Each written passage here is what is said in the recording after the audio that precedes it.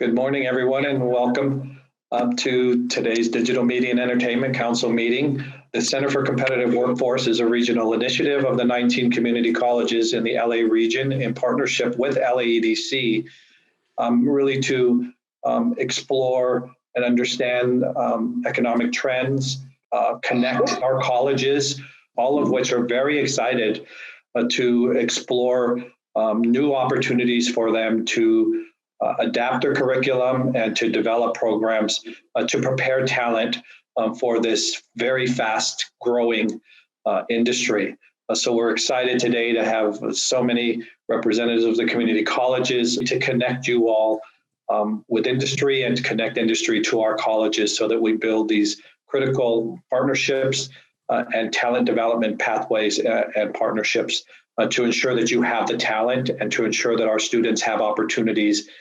Thank you, Richard. I appreciate that introduction, and we always appreciate our partnership that's been going on for a few years now with the Center for Competitive Workforce. So welcome everyone to the Los Angeles County Economic Development Corporation's Digital Media and Entertainment Council. We meet quarterly, and this is our second of the year, and we're focusing on gaming and esports.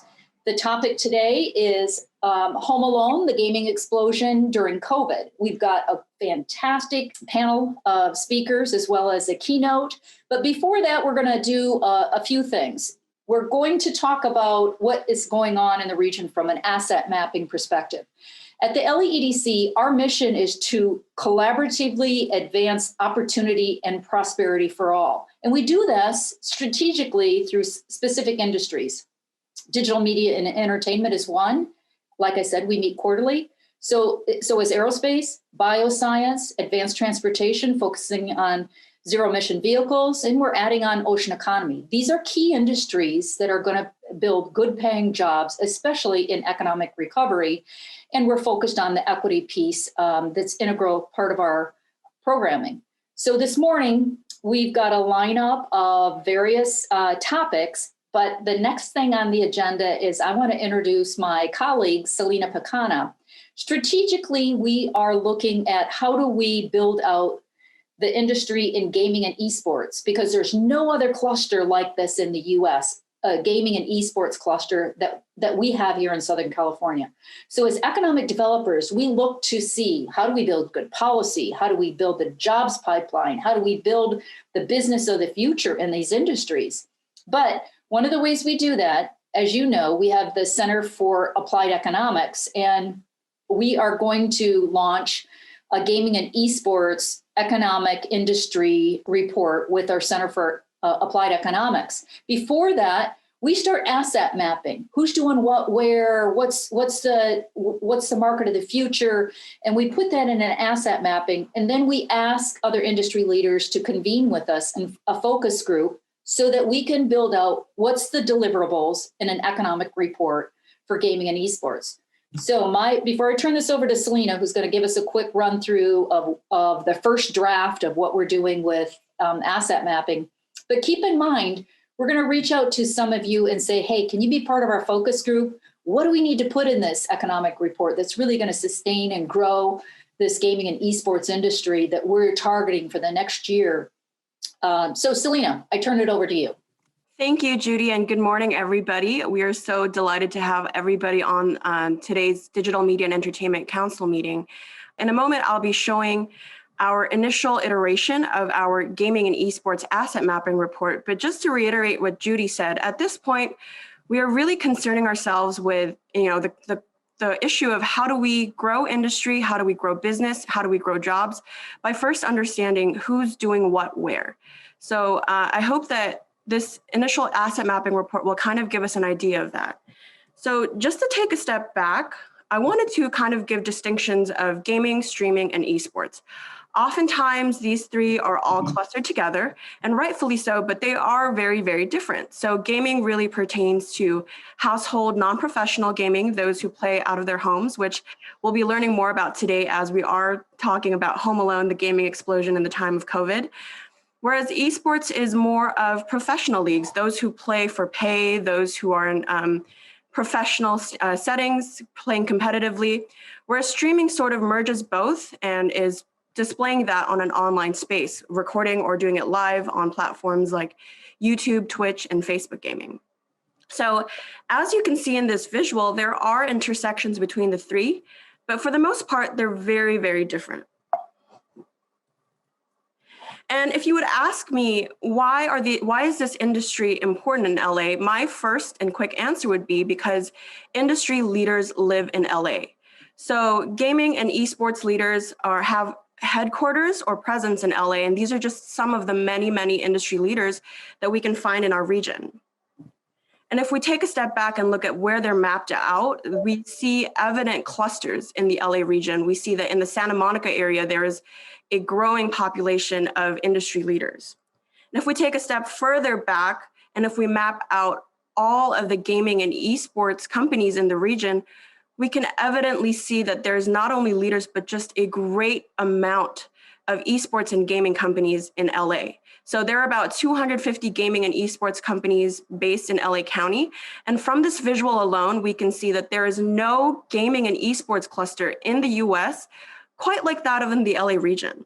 And again, I really want to reiterate that they are growing in clusters. We have strong hubs that are emerging in the LA region, in the Santa Monica, Marina del Rey area. We have them in Culver City, and some even in the South Bay, Torrance, El Segundo area.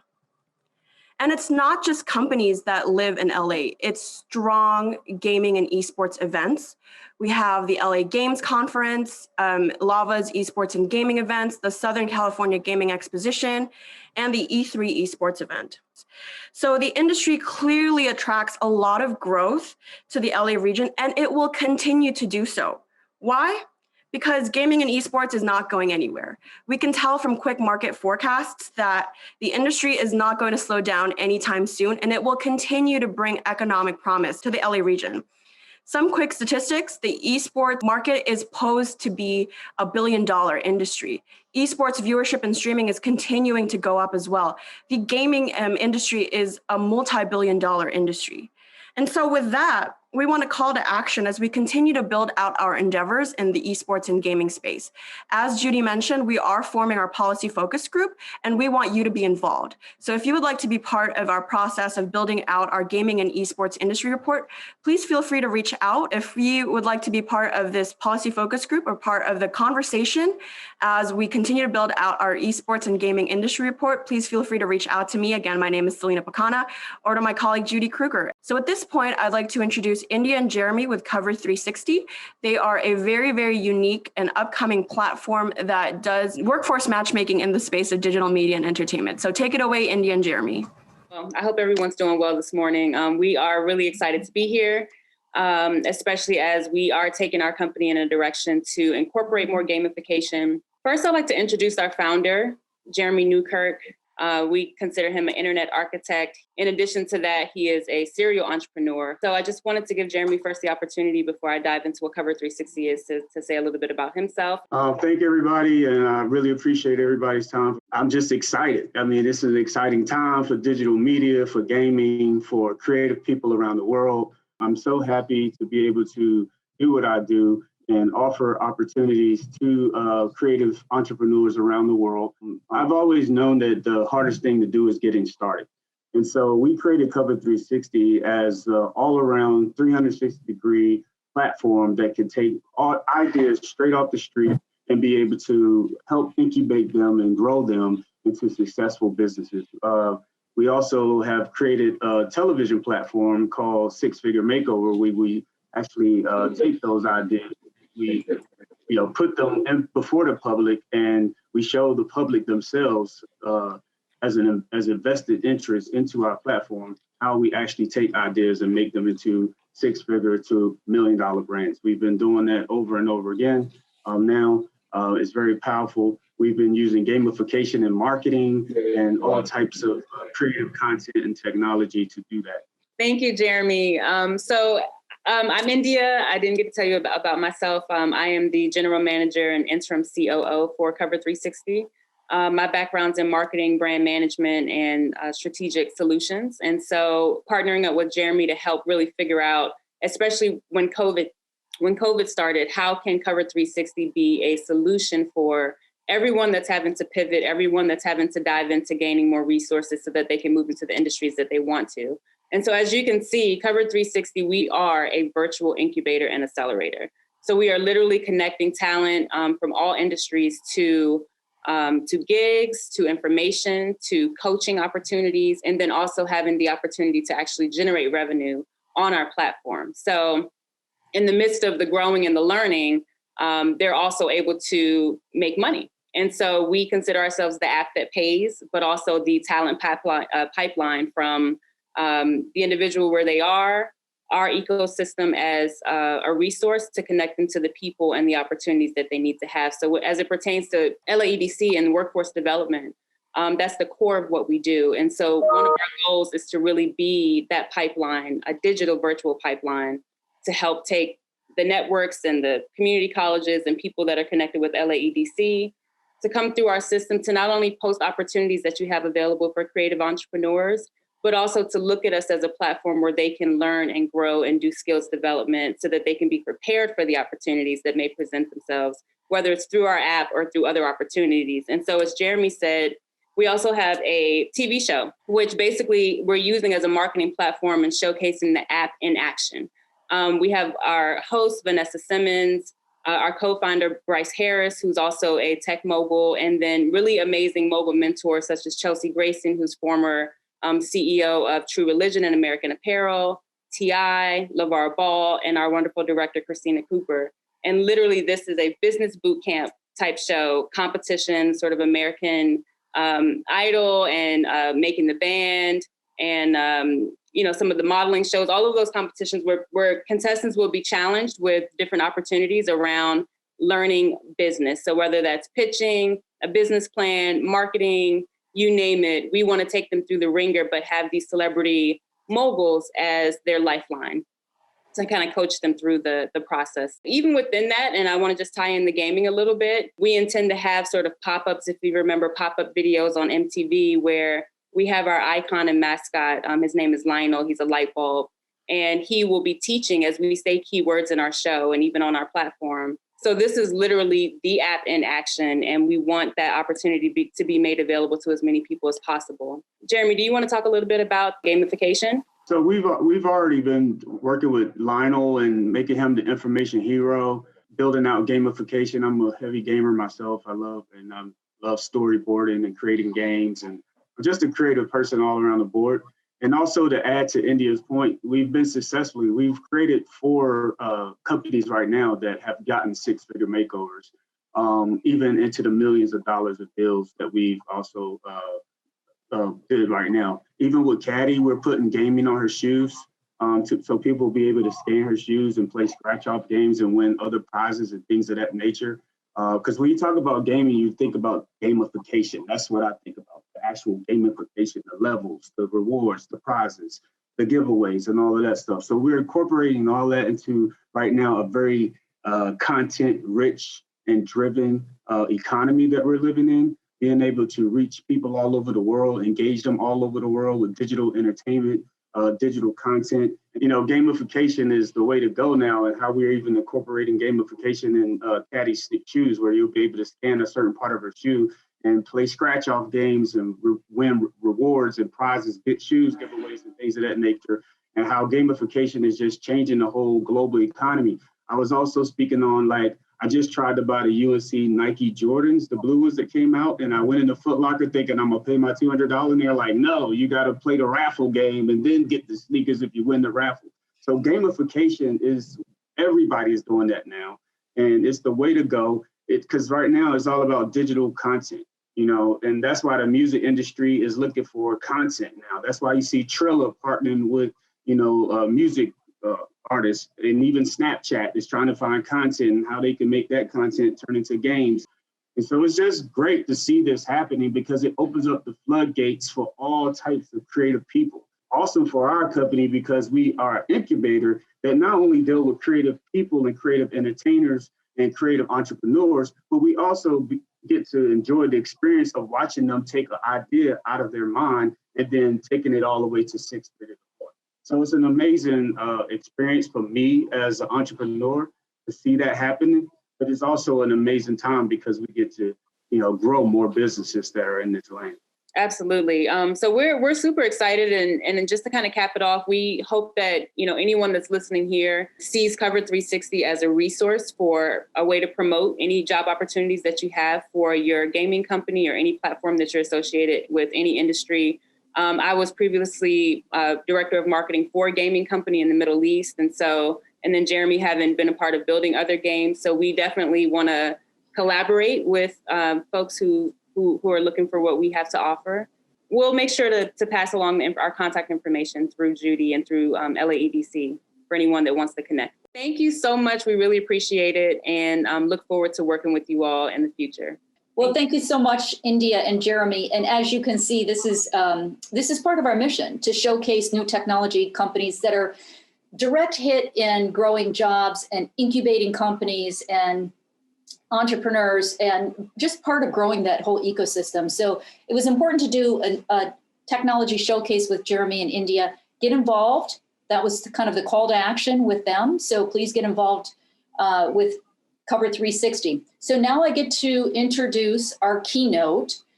We have an outstanding keynote speaker this morning. It's Michael Zhang, and Michael is a serial entrepreneur in the online mobile gaming, e-commerce, and social network businesses. He's currently the founder and CEO of Firefly Games. Thank you, Judy, for your nice introduction. Hello, everyone. My name is Michael Zhang, founder and the CEO of Firefly Games, a Los Angeles-based mobile game publisher and a developer. And I'm also a husband, a father of two lovely kids. They were both born and raised in LA. I've been living in LA for over 20 years. My wife teaches at the UCLA, so this is my home. I love this beautiful city. We all understand the COVID-19 pandemic has changed everyone's life since the beginning of 2020. Some people lost their jobs, some people lost their life. Everyone has to deal with all kind of challenges and adjust their life. As a business owner, we also been facing the challenges we never ever thought about it. But luckily, our gaming industry has been continuing to grow. Sometimes people were having, joke with me, were laughing at me saying, "Hey, Michael, you guys should have thanks for pandemic. Your business is doing great." For me, it's a very complicated feeling. So I will never be thankful for anything like this. I wish it could never happen. But on the other side, I was very proudly for what we are doing, and because video games have helped people, both children and adults, deal with the stress of lockdown. We provide a virtual platform to allow people socially connected for the people they love, for the people they care, or even interactive with the strangers. Could you please go to the next slide? A quick introduction of Firefly. I founded Firefly in 2015. Prior to Firefly, I was the president of a public gaming company before. As a Firefly, we often work with Hollywood studio, come on, since we're here in LA, for movie IPs. So we worked with DreamWorks Animation, NBC Universal, Skydance for some of their well-known IP titles. We publish our game, most of them are on the free-to-play side, on Google and Apple. And also we work with Apple Arcade for Apple Arcade games. So this year, we also work with one of the largest toy brand, MGA Group. We've been working on the LOL Surprise game. So the game will be released Q2 this year. Also, we are finalizing a huge deal with Dark Horse Comic for one of their largest IP for a comic title. I can't wait to release that, but my legal team doesn't allow me to do that. So we were very fortunate to be selected by the local authority organization. We were named as top 10 best startup to work with in LA. In 2017, we were selected as a 50 LA startup to watch. We are a very small team. We raised a little bit of $15 million overall. And in 2016, our valuation was $100 million. So we wanted to continue to work on what we good at and learn from others, and then eventually, return the favor and help the community to grow. Next, please. So oftentimes, especially we're here in Hollywood, people will compare video game industry and the film industry. And many people ask me, hey, Michael, which market is bigger? So I can assure you, yes, video game market is bigger. Even before the pandemic happened, our industry is larger than the movie industry globally. In 2020, the entire market for video game, the total revenue is near $180 billion. Actually, it's 179.6. It's larger than the movie industry and the North American sports industry combined. The reason is simple. People cannot go outside or doesn't have the access to like a sports, concert, play, movie theater. So that's the part of the reason. The next year, it probably won't be the case. I hope it is not, but we'll see. Next, please. So oftentimes when people talk about video game, it's not just a video game itself.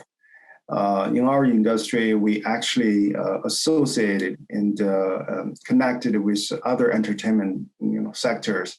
As I mentioned, the film, TV, we help film company to build up their brand awareness, even for like a global market. And when movie is over, we can continue to keep their fans to be engaged while they're playing our games. And other things like educational games, this is becoming a huge thing.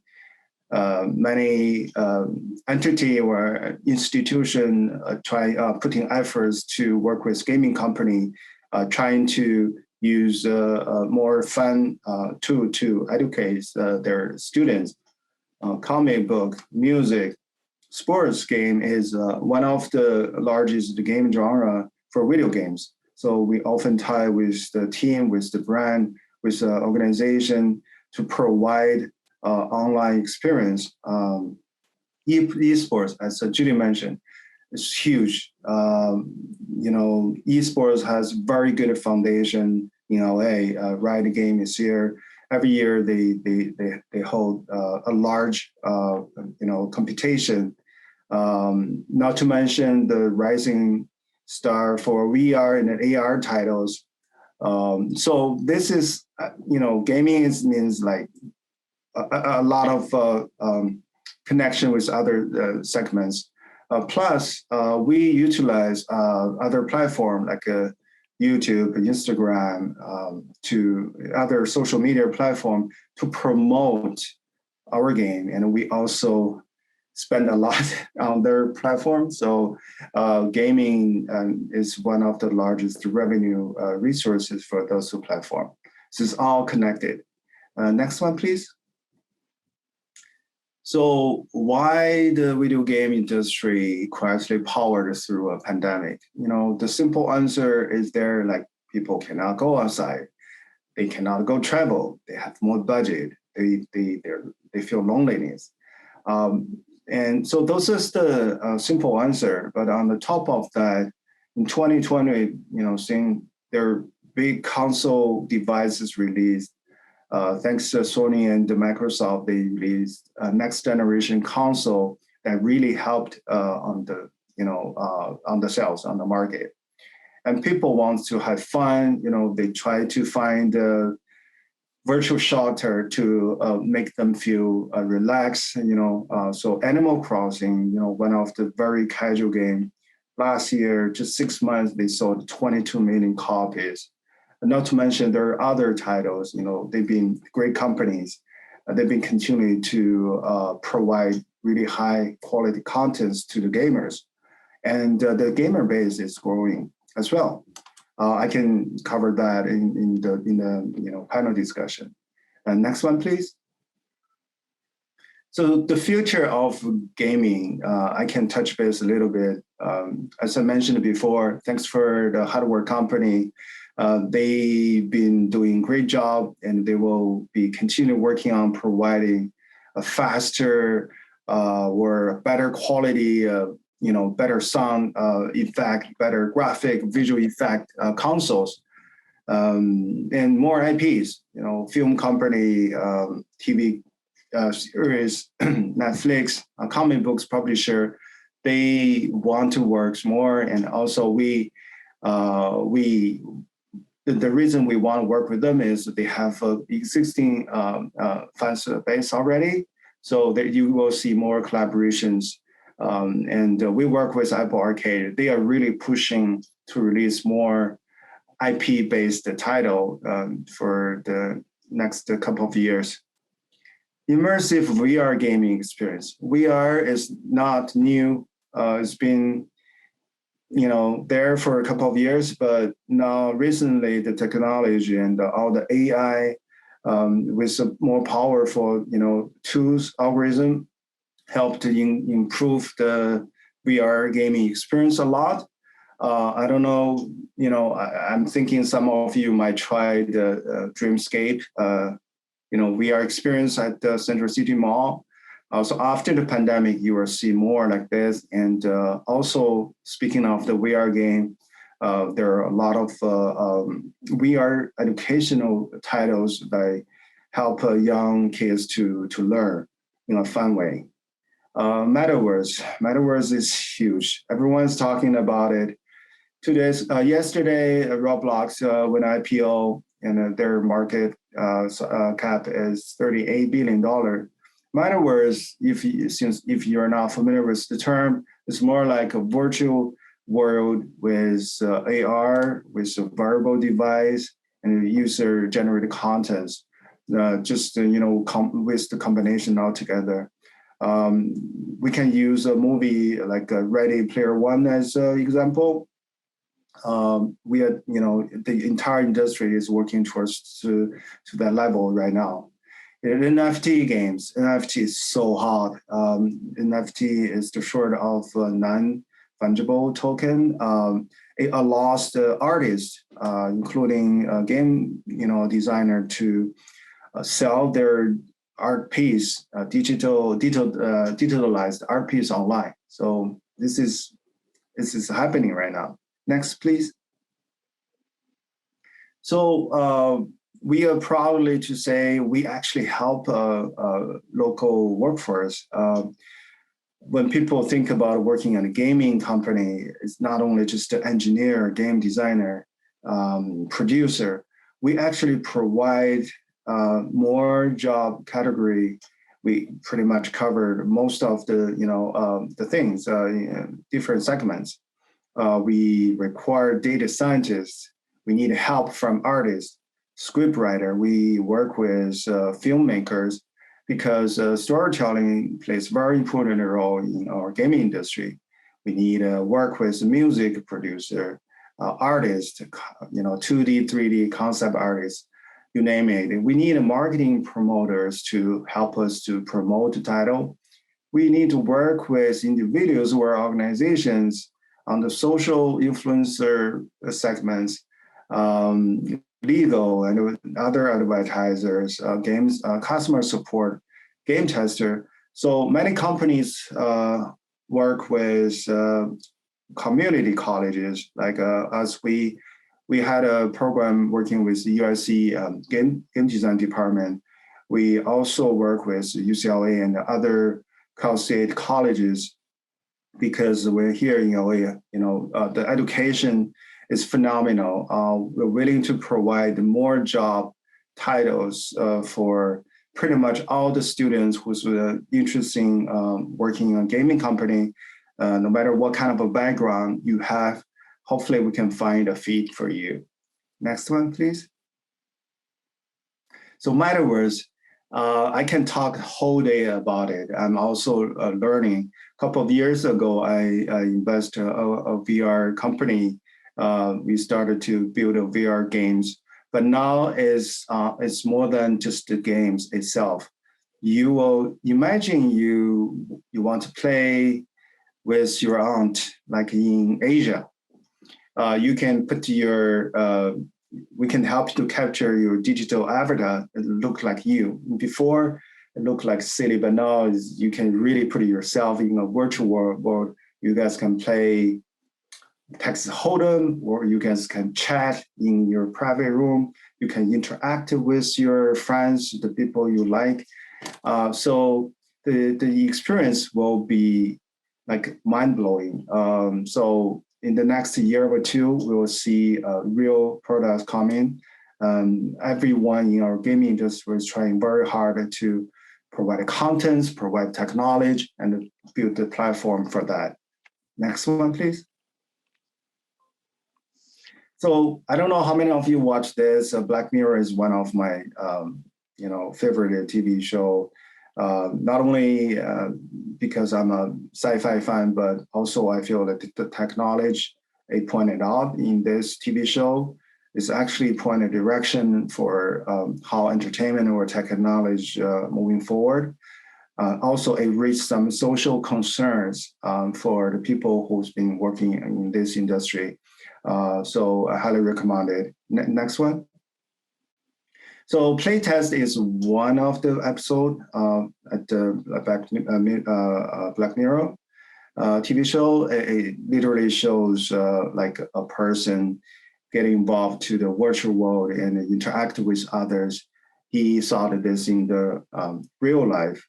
So it's pretty cool. On the right side, that silly person, that was me a couple of years ago. I was testing one of our games using Microsoft VR device. So of course, there are a lot of concerns and issues for our gaming industry and for upcoming things. We should be very careful. We should put efforts to solve those concerns. But this is just a general summary of my observation and from my own perspective. A lot of stuff on the very surface level. I hope you guys enjoy my talk and I'm not wasting your time. Thank you. Next slide. Yeah. Thank you. I'm done speaking. And thank you, Michael. We appreciate that overview. Really quite interesting. I think that you covered a lot of material there, and we'll drill down into that. Now I get to introduce our panel, and I will introduce each of you one by one. Michael will bring you back as a panelist, but first let me introduce Irene Tatavosian.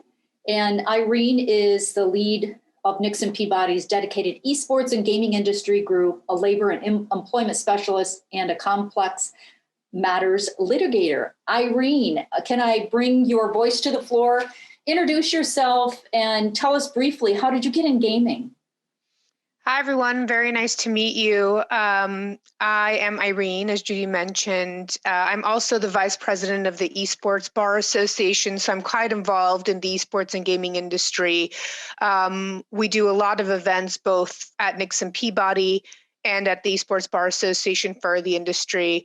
I got into gaming. I'm a gamer myself. I've loved gaming since I was a little kid. It's what I love to do on my spare time. Michael and Jeremy talked about all the different aspects of gaming. I've always viewed gaming as something that's very beautiful. It's storytelling, at its core, and it's art at its core. And now you have all of these it's always had all different varieties like apparel and all sorts of things that come within the gaming industry. So it's great that we get to talk about that today, and I get to focus on, the legal implications of what we're looking at in esports and gaming. Okay, thank you, Irene. We're going to spend the next 30 minutes talking with the panelists about a number of issues, including jobs, as well as where's the future of gaming. So please put your questions in the chat box and we'll get to those. Next, I want to introduce Chris Hewish. Chris is a leader in the developer and publishing side of the gaming industry. Currently, he is president of Xola, a gaming business engine that helps game developers sell and reach new players through payments, monetization, subscription, publishing, funding, and much more. Chris, if you would introduce yourself and tell us a little bit briefly about Xola. Certainly. Thank you, Judy. So my name's Chris. I've been in the industry my entire career, grew up an avid gamer, and just have a huge passion for games and have really had the good fortune to work on all sides of the business, both as a content creator in development, then in publishing, and then into the business side. And that's how I came to this company, Xola, which, we're really focused on game commerce and helping developers and publishers conduct the business of their games. So you look out there with game development and you have engines and technologies that help you build the gameplay, right? And help you make your game. Well, we provide the technology that helps you actually drive the business of your game. And it's a great place to be. Gives a good view into the entire industry. I think what's pertinent to the conversation today, in my past jobs, I've maybe worked on a slate of 10 or 12 games a year, right? Or run a game studio or whatever it might be with a singular focus. But with Xola, I've really been able to get insight into the entire industry. We have thousands of clients around the world, all different genres, all different platforms. So I look forward to sharing some of those insights with you today. Thank you. All right. Thank you, Chris. So our panelists are Michael, Irene, and Chris. From an economic developer perspective, we see this as an industry that's going to thrive, not just during the pandemic, but post-pandemic, and it'll create good paying jobs. We really want to focus on this area as part of our economic recovery. But a critical part of this, we all know, is the equity piece. So Chris, let me just ask this to you. I know you have thousands of clients you mentioned and that you're covering all the spectrum of industry. But as we all have seen, there's nothing more important than that equity piece that we bring to all industries. Where do you see our challenges and how can we overcome that? What's your perspective on that? Yeah, I mean, that certainly is an issue that the game industry has struggled with as well, especially in Western markets. You have good pipelines that have been pre-established for educating people. Well, I mean, games even began as a bootstrap kind of business. So you had people that had access to technology and access to just capital through their own friends and family networks that allowed them to get started. And then that evolved into having more of a traditional educational structure, teaching people how to engineer and design and produce. But that faced the same problems that education has faced from an equity standpoint, right? And then again, that same access to capital. So I think it's something you're starting to see more focus from the established game companies, the larger companies on, how do they handle this? How do they get a more equitable workforce? How are they going beyond just the university programs to actually create opportunities directly with communities that may not have the traditional paths into the industry? And thankfully, I think one of the good things is you're also seeing that on the capital side, right? You're seeing a lot of these investors recognize that this is not only a social issue, but quite frankly, from their own motivation, that teams that are really mixed and have a diverse background tend to perform better than homogenous teams. So from a capital investment standpoint, it makes sense.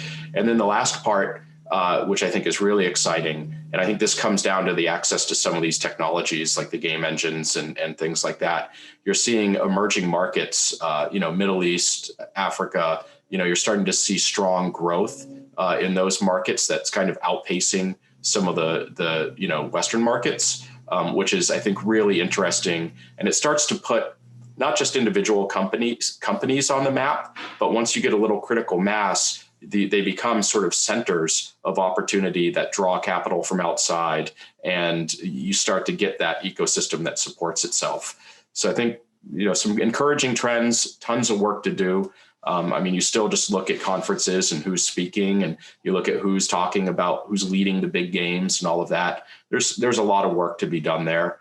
Yeah. And Irene, same question to you. As a female in the gaming industry, you know, we see the huge disparity in equity, just even having females at the table. So can you give us a little perspective on what are the challenges and how can we as industry leaders support the equity piece and bring more females or diverse employment in this industry? Yeah, it's something. This is something I'm very passionate about. I helped start the Southern California Women in Gaming group, where we bring women in gaming together, and it's a wider range of professionals. We haven't been able to. We've had less events because of the pandemic, but before the pandemic, we were having about 3 or 4 events a year focused on just allowing women who are in gaming to network with one another and build their network. We also have now just started a Women in Gaming for In-House Council specifically, so a more narrower branch of that. It's something that I would say gaming companies are doing a better job of now in recruiting more female talent. It's like a chicken before the egg problem, right? You need to see female representation in the industry to be able to think that you can do it. And so now you're seeing more and more women represented in the gaming industry.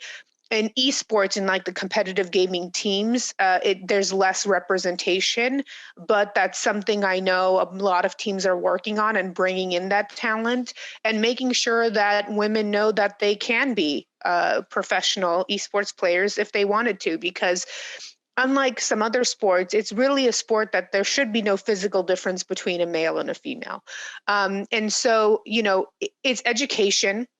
So I know we have a lot of, university institutions on here or colleges on here.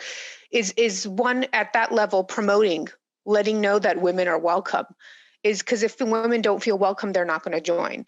But it's also for our universities. You know, we represent a lot of universities across the United States. It's a Title IX issue you have to be concerned with as well.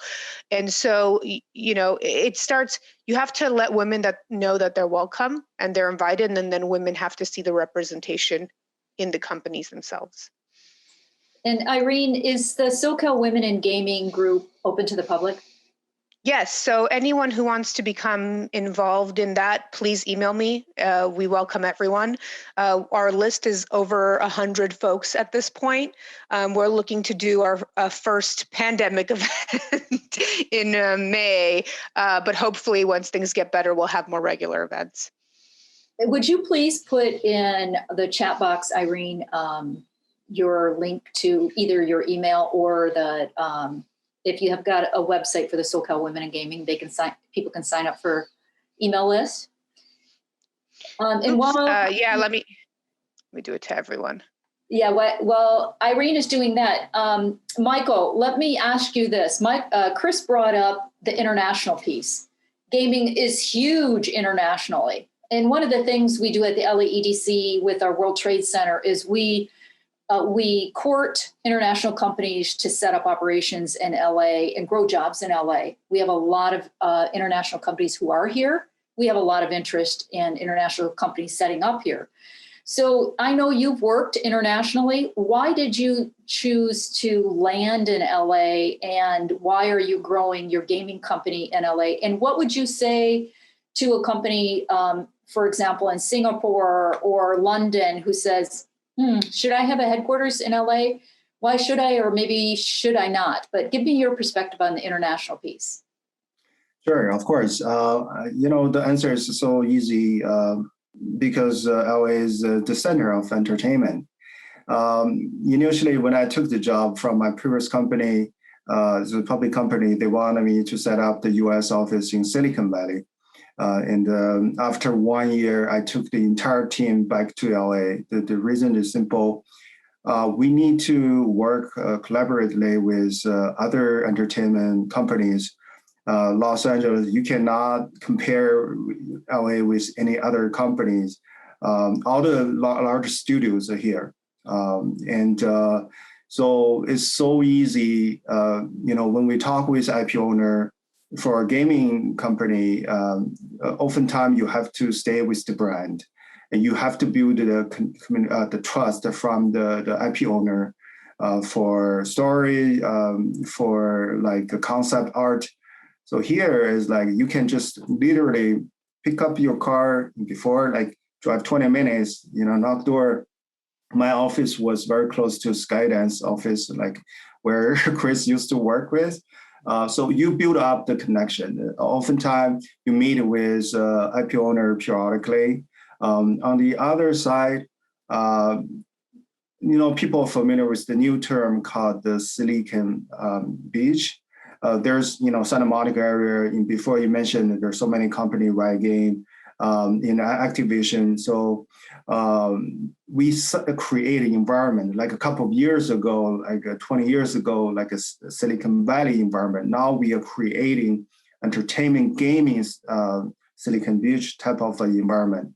And we also get a question or inquiry from public company in China, a large company in Australia, in Brazil. For me, from my understanding, they always want to set up a footstep in LA.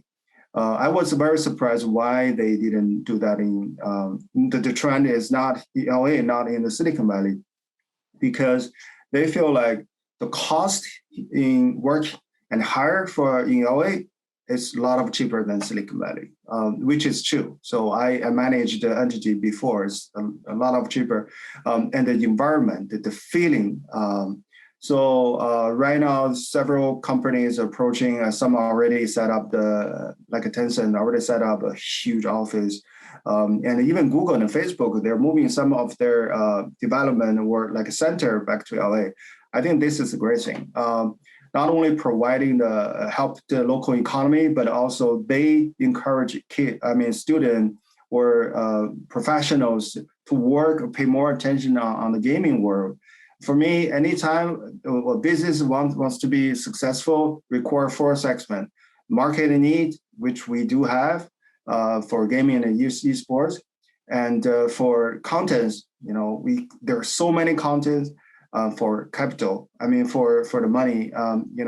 Last year there were so many investment acquisition for the gaming, and the fourth, like the local environment. I think LA has covered for all of them. So I personally encourage all the people, our European developer, South American developer, Asian developer, to come here so we can build a stronger community here.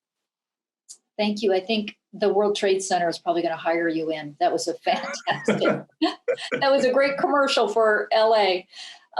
Irene, let's bump a little bit. We're talking about business and market growth, and one part of that is the legal side. And that's really your expertise. Can you tell us a little bit more about what are the legal entities or laws or policies that protect or promote the gaming industry? Give us a little bit of your expertise and advice to the audience. Legally, there's the Video Game Bar Association and then the Esports Bar Association. Video Game Bar Association focuses on more of a broader approach. Esports more focuses on the esports aspects of things. Those are the two associations that exist.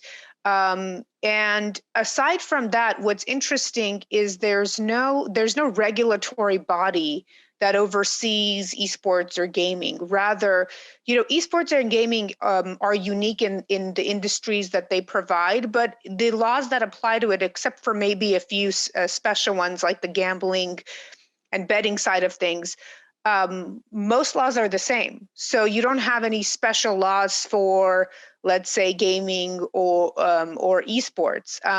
Where it gets more particular into what's special about the gaming and esports side of things is the leagues, how to set up leagues and how to do those competitions. But that applies to any other leagues and competitions. The one unique aspects on the esports side is that there's no collective bargaining agreement like the NBA and the NHL or other sports entities. So that's a little unique. And what's really unique, I think, about esports is the international, as Michael was talking about, the international nature of it. Because you are gaming and can game from someone from another country, or play competitively with someone. It's a really internationalized sport, and that's a really unique and fascinating aspect about it. And that's why the breadth is so broad. Yeah, I don't know if I answered your question fully, Judy, if you were looking for anything more specific on the legal side. No, that there's so much to cover, but yeah. So what entity do you see that you form the most when it comes to gaming companies? Because there's a lot of entrepreneurs who are just, they become all of a sudden gaming designers, and there's really like 2 or 3 people. Is that an LLC or is that a corp, or how do you help with legal decisions and even entity formation? Yeah, our corporate group handles those inquiries. I mean, we always recommend a corporate formation for various reasons and protections, especially when startups come up in the esports and gaming space. They typically want to be acquired at some point, and the entities looking to acquire them are going to really look for that corporate, the Inc. structure as opposed to an LLC. So unless there's a unique reason why it should be something else, we always recommend that. So we work with, esports and gaming companies that are from the very startup phase to like the biggest publishers you can think of. And their legal needs are different, right? The startups really need a lot of the corporate advice. They really need a lot of the IP brand protection advice. Those are the 2 main ones to focus on with the startup. And then when you get into the more larger companies, you're focusing on really specialized advice because, they typically have their own in-house counsel. And so you're dealing with more specialized issues.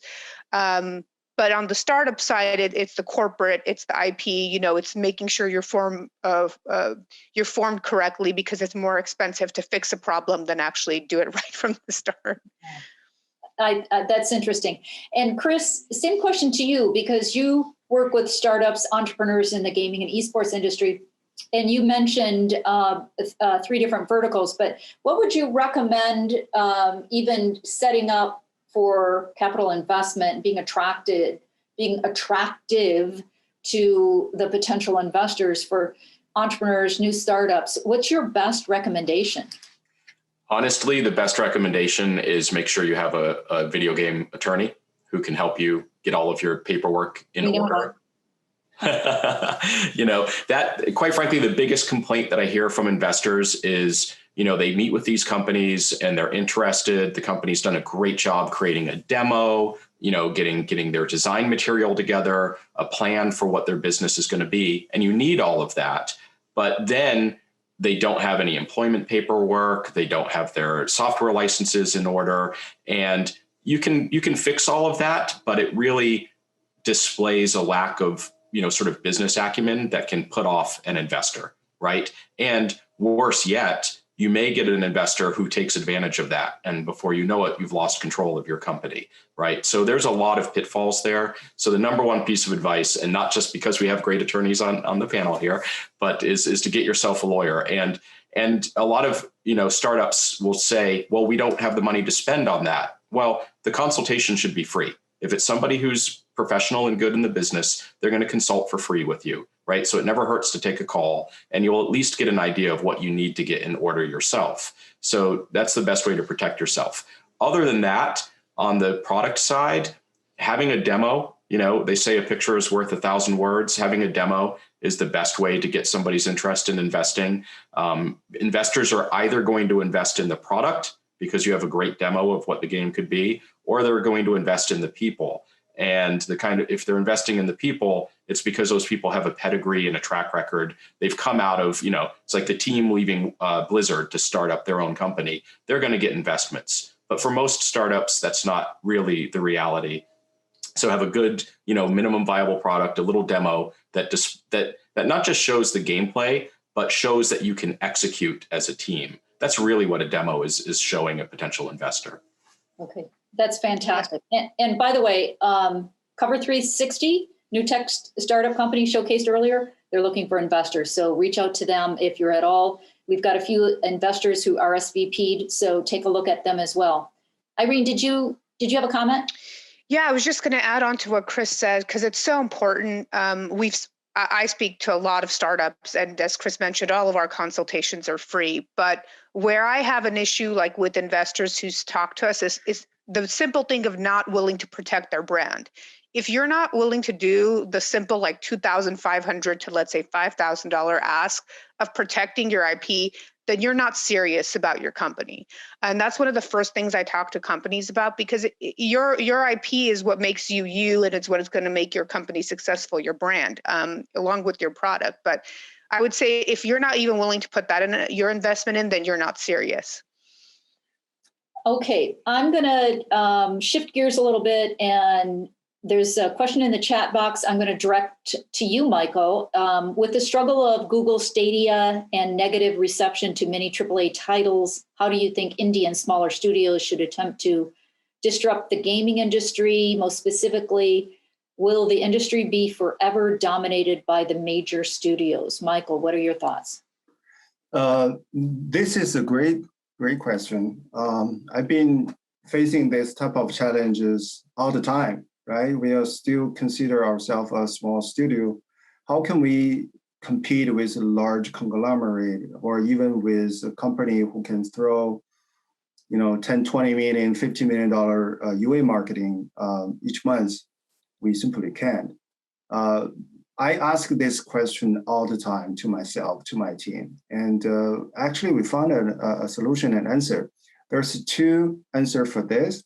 Number one, if you aim to, it depends on the stage. If you want to survive or try to get into the game industry or design a game you like, work with a larger publisher, having them to help you to publish your game because they have more resources to put on the market. Also, I don't know you are familiar with Apple Arcade program or not. This program designs to indie developer. They fully funded the game, and they also provide a revenue share with you once the game is released. It depends on the level of the game. They can offer between 6-figure, low 7-figure, or even large 7-figure, development schedule. I think that can fully cover the development cost. And we work with them, and the experience is phenomenal. So work with a company like Apple Arcade will solve the most of your concern. Secondly, I think even as an indie developer, there is a chance to become a hit. If you target a niche market, if your design really feed the game, players' need, like a simple game like Among Us or Crops Grow, those designed by only a few people, but become very successful once the game is launched. The third suggestion I can suggest is nowadays, you don't have to have huge marketing budgets to promote your game. Try the game called Animal Warfare. Very indie, very simple, but they work with advertising company to, when people tired of the play or run off the live, they can watch video, and watching the video, you can generate a revenue. But there's a trick. If you force them to watch a video, people gonna, walk away. But if you encourage them, if you watch a video, you get 3 times reward, people will love to do that. The simple game can still generate $10, $20 million each month. I'm still learning, but I'm sharing my thought with you. Yeah. I would love, I think Michael had some great points and was talking a lot about, I think, on the mobile side with user acquisition and whatnot. I think one of the most powerful things that developers, especially indie developers, can do to build up an audience and succeed is to focus on building a community and develop a direct relationship, find their players and engage with them online long before you launch the game. Bring them into your development process.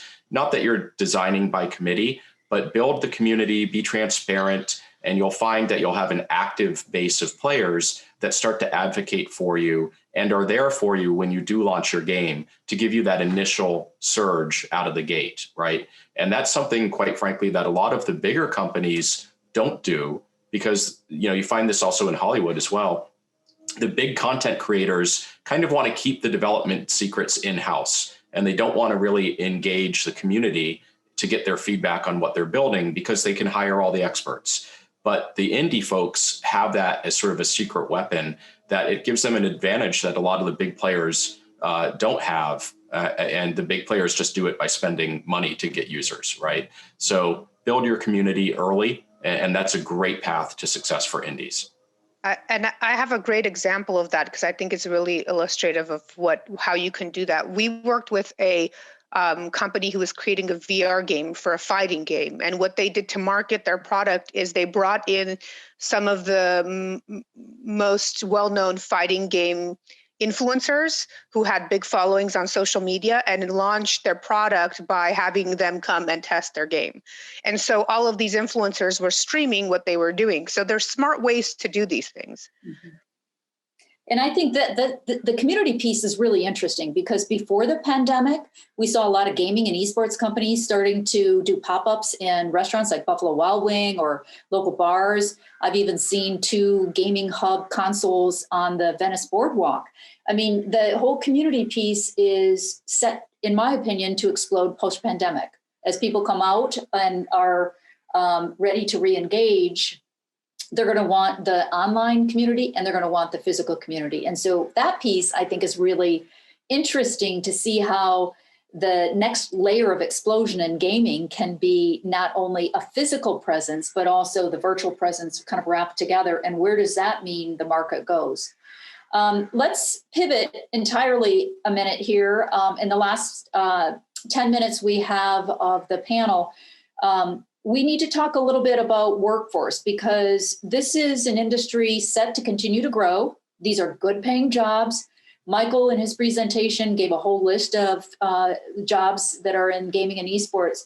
But let's talk about that a little bit because this is an important area so that we can build a pipeline. There are a number of educators who are SVP'd and are on this call. And we need to talk a little bit about what are you looking for as far as skill sets? And specifically, as the educators are looking to build up the curriculum in gaming and esports, what advice would you give them? Chris, I'm going to pitch that to you first. So there's obviously the technical component. If you're building a program for an engineer, getting the right, coding skill sets in there, designer, you're talking about design theory, production methodologies. Right? I think that's pretty obvious. The thing that I really look for is there are 2 things. Somebody that has executed against those skills. So having the ability for the students to come together cross-functionally within the university to work as teams to build something, is very important. And then on top of that, and potentially even more importantly, the ability to collaborate, right? Somebody that is not so focused on down into just what they're doing, that they're unable to take other points of view and collaborate with team members. Video game development is highly, highly collaborative. And one of the biggest things that can sink a team is if you have people that are unable to collaborate, that can't hear other points of view, that take things too literally, the ability to think a little bit abstract. So what I mean by that is an example would be an engineer. If an engineer is sitting there, there's 2 types of engineers I've come across. The ones that just execute exactly what they're told verbatim. And then the other ones who say, well, wait a minute, I hear what you're asking. And you're asking me to, build a door that opens and closes. And you've given me a spec that's really complicated. And I can build that. It may take me 10 days. But you know what? I have another solution of getting that same idea of a barrier between a room that opens and closes, and I can build it in 5 days. But here's a little different point of view, and being able to present that and collaborate with the team is that's the magic, right? Because that's where you start to get a team that works together, can create things on time, right? Can meet their deadlines. You don't have the friction of a lot of conflict because there's a lot of passion in game development. There's already friction around ideas colliding. You don't need the friction of people who can't, work together and move on right from there. So that would be one of the biggest elements that I think is important to a curriculum. That's fantastic, because you talked about not only hard skills, but you talked about soft skills as well. And both of those are important. Irene, same question to you. As you interact with gaming and esports companies, what are you seeing as far as talent needs and skill set needs? Yeah, I mean, Chris hit on the big, like, specific gaming one, which is the development side of things. I recommend if you're an institution here in education to look at USC's gaming program, game development program, because their program is just excellent in what they do there. But the workforce for gaming is much broader than, the engineering, and obviously the development is the key aspect of it. But now gaming and esports need everything. They need business development managers. They need marketing folks. They need lawyers. They need the full scope of what every company is. They need HR professionals. They need project managers. So it's all of it. And so really educating your student population of what is out there. Someone on LinkedIn put up, and I can't remember who it was, but a really great image of what all the professions are in esports, and it's everything. It's almost everything. And so letting them know that this is possible within the gaming industry, because there's a lot of people who love to game and love gaming and love esports, but don't know that there's professional opportunities outside of like the obvious, the gaming specific ones. And they need to know that it exists. And all you need is the specialty. So once you have the subject matter specialty, you can learn the industry. Even if you're not someone who's really endemic to gaming, you can learn the industry and they will teach you the industry and you'll get used to it. And it's a really great and fun industry to be in. And last question about workforce. Michael, you had a great PowerPoint and you listed a number of careers in this industry. We need to hear that. We need to understand where are the careers of the future. Can you add a little bit to your presentation, specifically in perhaps some of the soft skills? What do you see when you hire in your different companies? What are you looking for? Sure. First off, I cannot agree more with Irene and Chris covered. I think that's exactly the suggestions we want to give out to the college, faculty and the institutions. For us, for me, everything like a pre-production and post-production. Pre-production is, you're working on making a great game from beginning. You have a game concept, you come out gather together with the engineer and a concept artist and make it happen. Also BD and a lawyer. Our lawyer are going to kick in the very beginning because we need to work with IP owner or even other things. And then after that, it will be a post-launch. We will call that the laugh up, or we need to bring the game to the market. And, a lot of database and analysis, statistic, and also UA marketing and the community management, as Chris mentioned. We need to build our own community. So all the skill set, you can see which part you're fitting in. And for the people who wants to work on the gaming company, one common mistake is, why you want to work on a gaming company? Because I'm a gamer. So sometimes it's true. It means you have a big enthusiasm, you love what you are doing. But on the other side, you actually need to have certain skill to help you to grow your career. If you're a gamer, you're very familiar with the game mechanism, level design, or even like customer support, what people you want to manage them. So those things, you really have to know what really can help the company and yourself. But oftentimes when people graduate from college, they don't know what they want to do, right? So my advice is trying to see the real world is as early as possible. Some company offer internship opportunities, some, they have a local event, try to know what they are really talking about.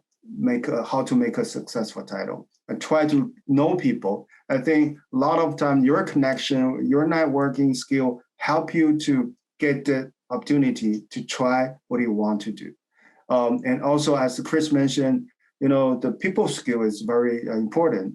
So what I can suggest, especially for young college student, is try to get an internship, try to follow the current trend, try to go to the event, try to come up with this event, try to know what they're really talking about, and try to face the real people, the real project. The earlier, the better. That's my comment. That's great advice. I really appreciate all of it. Now we're out of time, and I just want to say huge thank you to the panelists. I appreciate all the good advice from so many different perspectives. We could have really drilled down on so many things. I'm interested. So we have different industries, and I lead not only this one, but the advanced transportation. And some people say our new electric vehicles are gaming on wheels. So there's so many cross applications in gaming. And it's really an exciting industry to see, not only with the future of jobs and new and cool jobs, but the new technology and how it'll intersect with community. We are looking at doing a gaming pop-up hub, 3-month pop-up hub using retail space, incubating students in STEM and STEAM and into gaming, but also on incubating entrepreneurs in gaming. So look for that on our email list. We'll give notice to it. We're hoping to launch this as a 3-month pop-up in South LA, hopefully in June, as a way of driving business forward and getting new students in the talent pipeline. But as we close, I'm going to pick Andrew Waddell said, here's a fun and easy question. So let's just do a rapid round with you three. The 2 questions are, what is your favorite game you're playing now? And what are you most excited for in 2021? Just in the fewest amount of words that you can say. Chris, I'll start with you. Apex Legends. That is my go-to game, and I'm just excited for more seasons. And Irene. I'm old school. I'm Kingdom Hearts. And Michael. Detroit Become Human. Okay, great. So thank you everyone for attending. We appreciate everyone who has been on the call and has participated. But I want to thank Richard Virtus with CCW. Thank you so much for your partnership. India and Jeremy, great overview of Coverage 360. We hope to see you thrive. And Michael, Irene, Chris, thank you so much. And again, Selena, you did a fantastic job with the asset mapping. Our call to action is get involved. We'd love to hear from you and see you involved later on. I hope you all have a fantastic Friday. Stay safe and enjoy your weekend. It's going to open soon. So we're on the other side almost. Have a good one.